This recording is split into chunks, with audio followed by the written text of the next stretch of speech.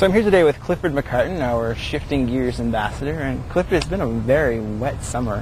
Has this been keeping people from cycling around town? I think it's contributed to a bit of a gloomy mood about participating in active transportation, but it still doesn't change the fact that over 50% of car trips that people make in Peterborough are under 2 kilometers, which is a very, very short and easy distance to be made by bike or by walking. You can do it in less than 15 minutes. And so it's, we still, half of the trips that we make in vehicles, we have the great opportunity for them to be transformed into kind of healthy and active transportation. Exactly, and sort of the shifting gears that happened in May, that still should be continuing on now, is that right? Yeah. We have a website, peterboromoves.com, which is a great website full of resources for people to overcome the barriers necessary to participate in these different forms of transportation. Okay, and the bike, it's your bike here we have in front of us. I see it's got some neat things on it too. It's kind of like an all-weather bike. You can go out in the rain or anything. Tell us a bit about it.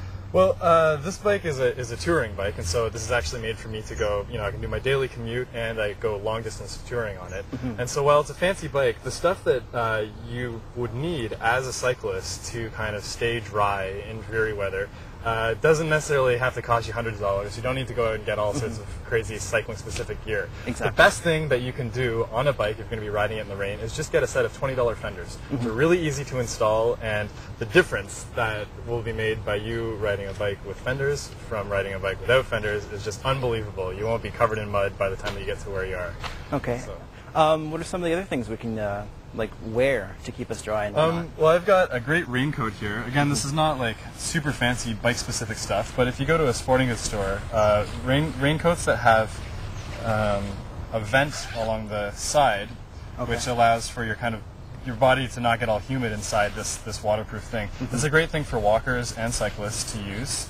And then the simple little tips, like if you're walking with a backpack, you can stuff all your things that you're taking to work, like papers or a change of clothes, into some plastic shopping bags in a backpack, mm-hmm, to keep them dry.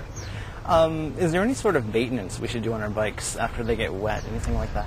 Well, generally, as a rule of thumb, you don't want to just kind of hose your bike down if it's covered in mud. Mm-hmm. One thing that's really great is to get like a cheap lube, which you can use to clean your chain with. Mm-hmm. It's really easy. Other than that, just making sure if you see any big kind of rust building up on your bicycle, you can take it into a bike shop and get them to take a look at that.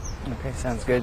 And with all the rain, the cloudiness, it's darker outside, and I think we should probably be visible as well. Is that right? Yeah, well, it's actually the law for cyclists to have lights on their bike. Or you need to have a front light, and you need to have a rear reflector or light. And I've got this little rear reflector here. It's $3. This is from Mountain Equipment Co-op. My front light's not on right now because it's beautiful, bright in the sunlight. Exactly. But yeah, so that's a great way to kind of stay visible.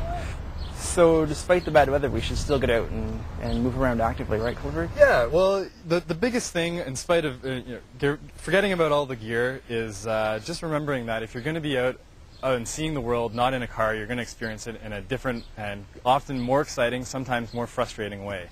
So it's a great way to just kind of be a part of the environment that you're in. All right, sounds good. Thanks for talking to me today, Clifford. And we'll see you again next week on The Green Update. The Green Update is brought to you by the City of Peterborough. Peterborough is a great place to cycle. On the trails, to work, to school, or to a friend's house. Get out and get active by cycling. A message from the City of Peterborough.